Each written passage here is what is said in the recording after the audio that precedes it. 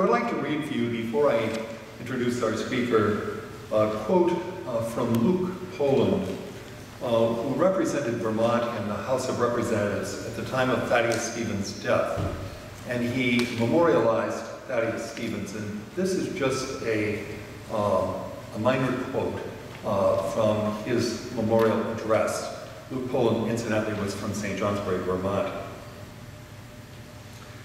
He says, "We have loved to believe in Vermont that the free and independent opinions inhaled by Stevens in his youth, with the free air of our grand mountains, and in some degree, that these contributed to make him what he became so emphatically, the friend of the oppressed and the foe of the oppressor. Like other men, he had faults, but he has done so much for the great cause of humanity that his and all future generations in this land have ample cause to bless and to revere his memory." A very poignant quotation in relation to Thaddeus Stevens. Today, Ross Hattrick is with us. Ross is the president of the Thaddeus Stevens Society. Following his youth, Thaddeus Stevens, after graduating from Caledonia County Grammar School, also known as Peacham Academy, went on to pursue his education at Dartmouth College. And following his graduation from Dartmouth, he returned to Peacham for a short time, and then ultimately he chose to go to Pennsylvania, and he taught there for a short period of time before his beginning his study of law. And he then became an attorney, a very prominent attorney, as a very young attorney. He argued cases before the Pennsylvania Supreme Court and prevailed in most instances. We had the opportunity, Sharon Lakey and I, Lois White, and our friends from the Peacham Historical Society had the opportunity to meet Ross last summer. He came to be with us and to spend a day. And we visited the different sites here in Danville where Thaddeus Stevens had lived. His birthplace was in Danville Center. Following the abandonment of the family by his father, his mother moved the family to what at that point was called Morrill Village. Her maiden name was Morrill. She was Sally Morrill. And there are members of the Morrill family here in Danville who are descendants of her. And Morrill Village, we today know as Greenbanks Hollow, and her brother lived there. And she remained there with her brother and her boys until she chose to move to Peacham so that they could attend Caledonia County Grammar School. She was a very strong proponent of education. She believed strongly that education would have the power to lift them from poverty to opportunities. And so she chose to move to Peacham for that reason. So during our day last summer, we visited each of those locations here in Danville, where we know that Thaddeus Stevens' family was at the time of his birth. And then we went over to Peacham, and we visited the home that they lived in Peacham while he attended Peacham Academy. Ross and some of the other members of the group walked a portion of the trail or the road that he would have walked to Peacham Academy. He was lame. He was born with what is known as a club foot. And his brother, his oldest brother, was born with 2 club feet. And these young men trudged their way to Peacham Academy, which was a considerable distance from where they lived, in order to receive an education. And we then visited the home that he bought for his mother and brother on East Hill in Peacham, where Mark and Lorraine Clough presently live. And we then went to the Peacham Cemetery, and we visited the site of his mother's grave in the Peacham Cemetery. And Lorna Quimby did a wonderful job of sharing with us his presence in Peacham and the history and the artifacts which the Peacham Historical Society has, letters which they have, and other documents written by Stevens. So it was a wonderful day that we shared together. And in the process of sharing that day, we had an opportunity to spend a lot of time with Ross. And we were totally overwhelmed by his knowledge of Thaddeus Stevens and by his ability extemporaneously to share quotes and to share facts of Stevens' life that we really were totally unaware of. And so we have him here with us today, and I'm sure you'll enjoy his talk as we enjoyed our time with him. So please welcome Ross Hedrick.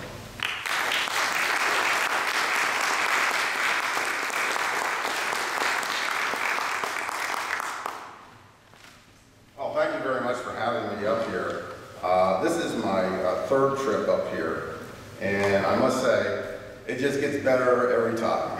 I come up here and I'm just like welcomed like a long-lost relative. They show me around. And when I was up here with Paul, he brought up a thing saying, we want to have a portrait of Thaddeus Stevens. And so we were able to help him get this print that we're unveiling today.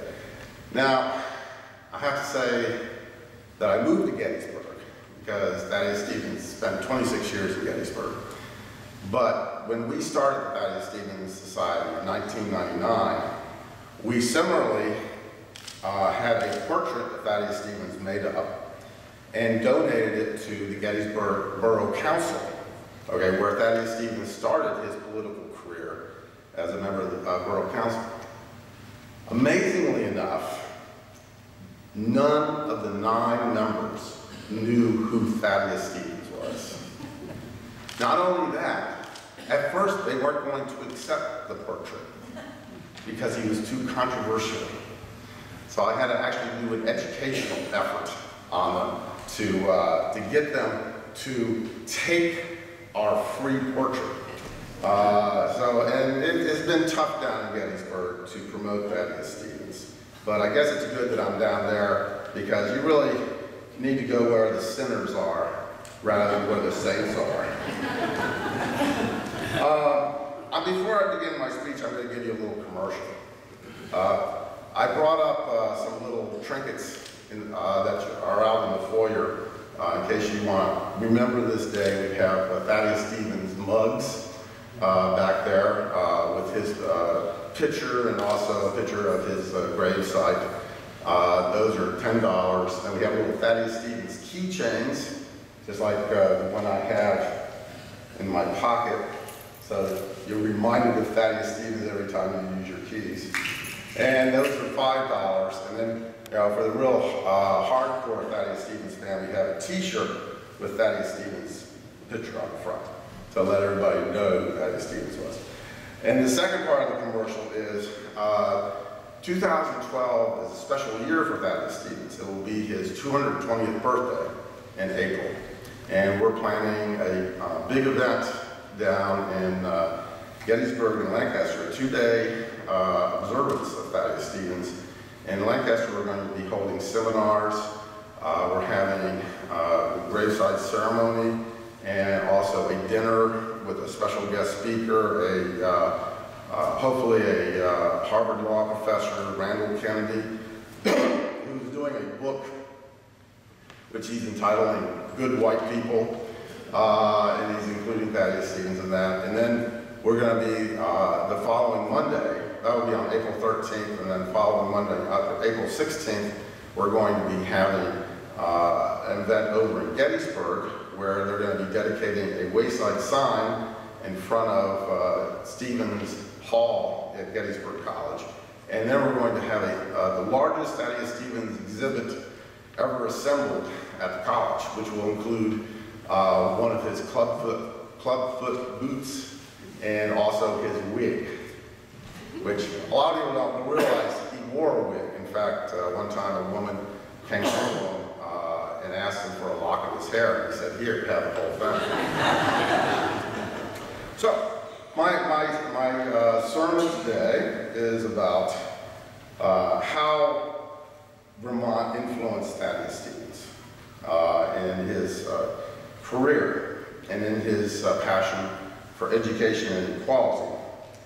And I would say that the two things that I would say that Vermont imbued Thaddeus Stevens with was a fearlessness, and you really have to be fearless to live up here with the climate like it is, and also his love of education.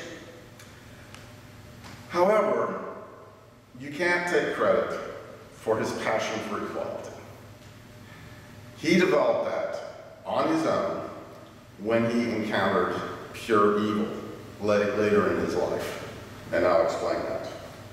As Paul was sketching out the early life of Thaddeus Stevens, he was born in Danville, moved to Peacham, was very poor. His mother was completely dedicated to him in education. He went on to go to Dartmouth and then to University of Vermont for his junior year, because Dartmouth was closed for that year because of the War of 1812, and then he finished up at Dartmouth.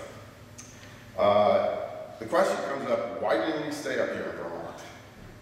Because he knew everybody here, and I would actually say the politics up here were much more along his lines of politics. Well, one reason is explaining this anecdote. He did come up here to visit often, and on one particular visit, he is sitting in the house, and it's cold winter, and some person comes in completely covered with furs, and he said, "Is that you, Joe?" And the guy said, "Yeah, that's me." He said, "Well, skin yourself and come over here and sit down and talk to me."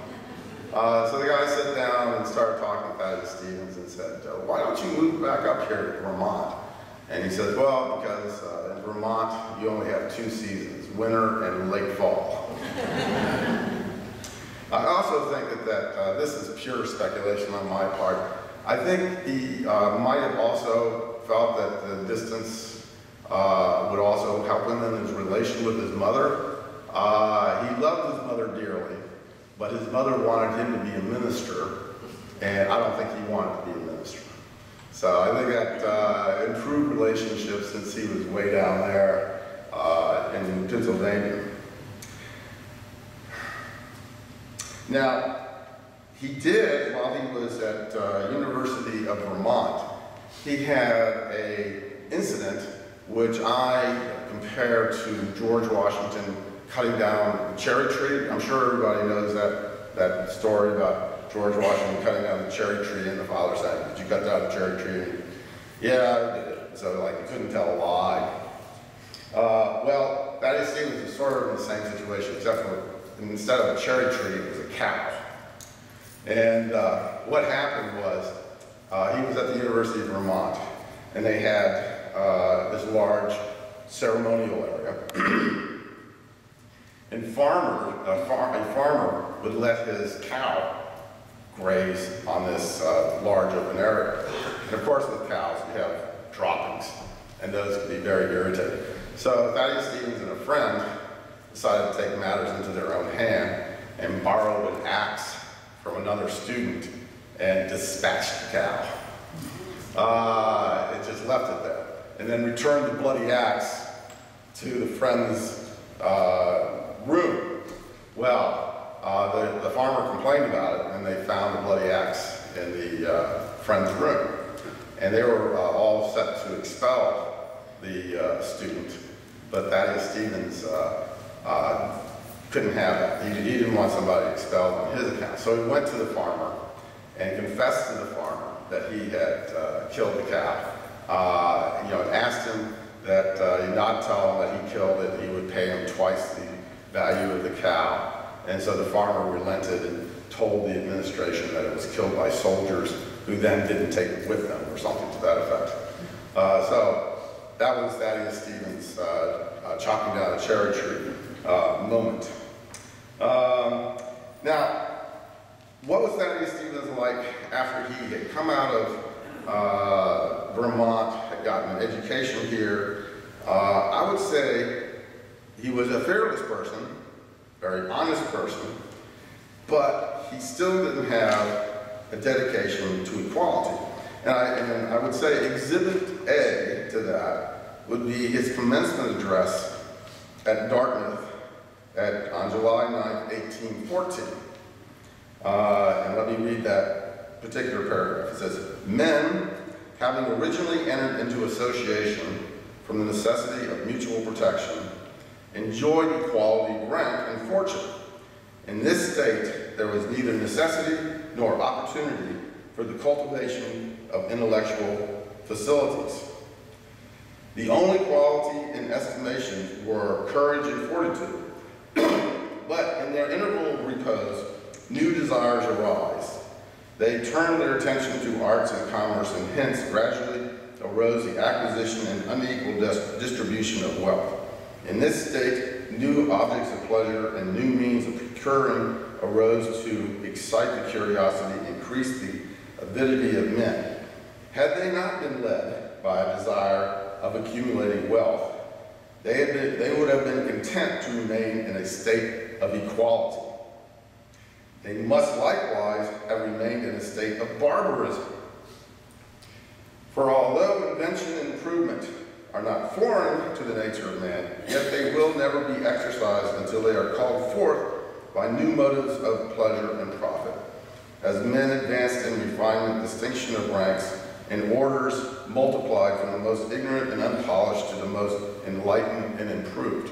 So essentially, to summarize, he basically said inequality was a good thing, that it motivated men to produce great things and such.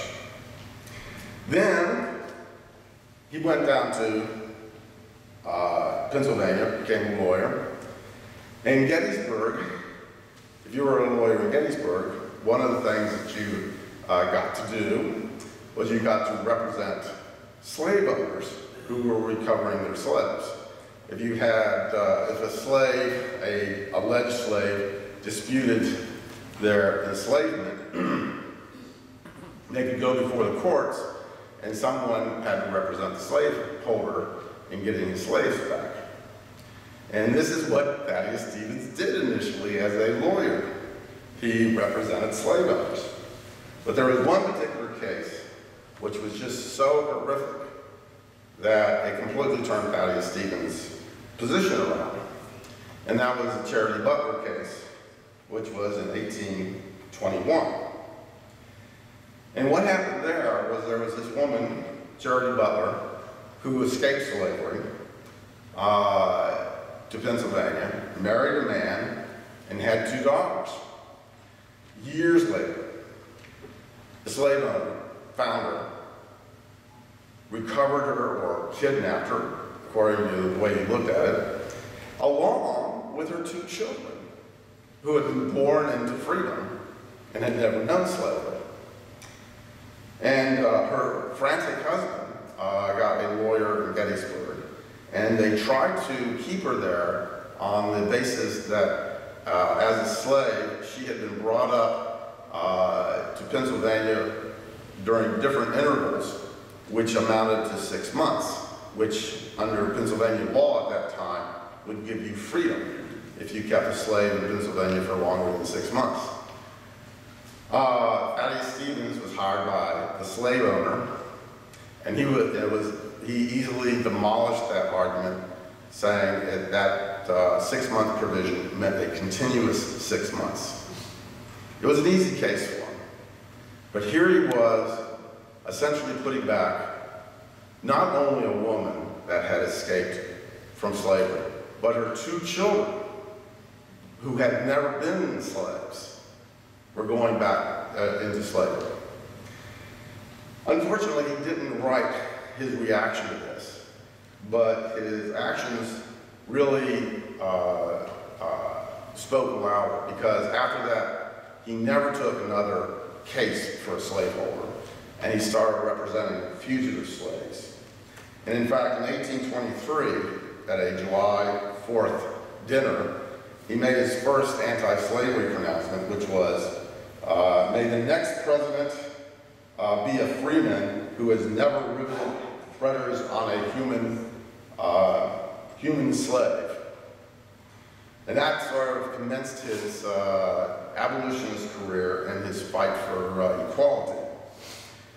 I think that's really impressive about Thaddeus Stevens, because in history books, we're taught so many times that people do the things that they do out of really no choice of their own, that they do these things because they were raised in Virginia, or they were raised in Vermont, or that, like Thomas Jefferson, oh yeah, he could say all men are equal, but he's not going to get rid of the slaves because he was raised in Virginia, and that's just the way it is. And it almost sort of makes everybody an automaton, just destined to do what they're supposed to do. Of course, with Thaddeus Stevens, they say, well, he had a club foot and he was poor, and therefore it was natural that he would have this affinity for the downtrodden. But he didn't. He didn't, but he saw the evil of slavery, and he could see that this was something that had to be eradicated. So, in my mind, that makes him an even greater person to commemorate. I'd like to also just mention about this particular print. This print is a reproduction of an 1898 print. The Lancaster Preservation Trust found the original plates for that print and made up 1,000 copies of it. And it was made by J.P. McCaskey of Lancaster, who was an educator and also a printer. And he knew Thaddeus Stevens. And he said about Thaddeus Stevens, he said, Thaddeus Stevens was the mightiest man I have ever known. He was of the men who make history, and so belonged not to one period of time, but to the ages. So thank you very much, and I guess we'll unveil it now.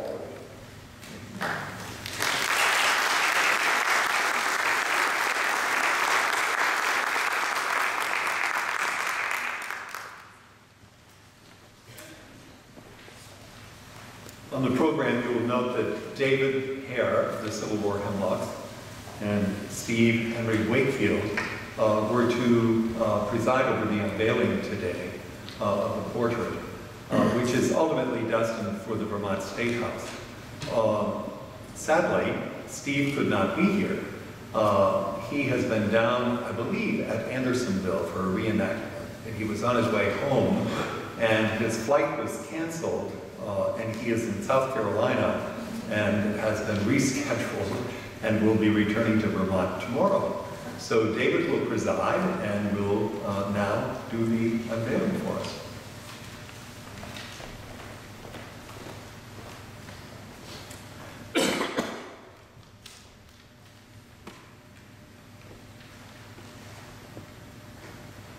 I need to note at this time that the portrait is being presented collaboratively between the Danville Historical Society and the Danville Chamber of Commerce. And it will be presented to the State House in January, and there will be another ceremony at the State House with a reception that will follow in the Battle of Cedar Creek. And Thaddeus Stevens' portrait will join those portraits of other prominent Vermonters who played a role in the Civil War, which are now present in the Vermont State House. We will now sing together the Battle Hymn of the Republic. If you turn to the back of your program, you'll find the words to the Battle Hymn of the Republic.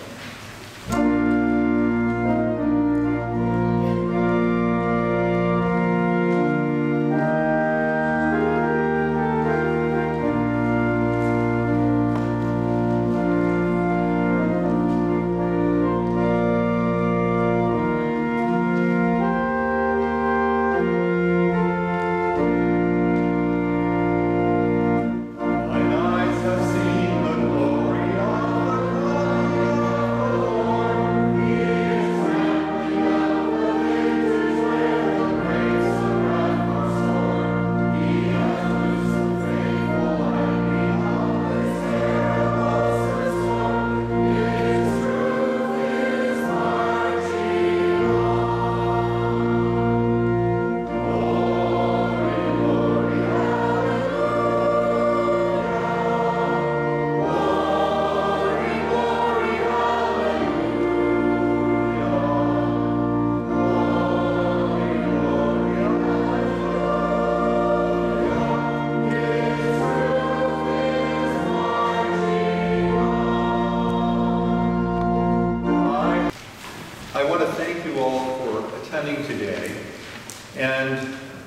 to bring to your attention that a day like this never takes place without many individuals contributing in many ways to make it happen. We are very fortunate at the Danville Historical Society to have Sharon Lakey, who is our executive director, and Sharon did a tremendous amount of work to make this program happen, as well as those volunteers who worked with her.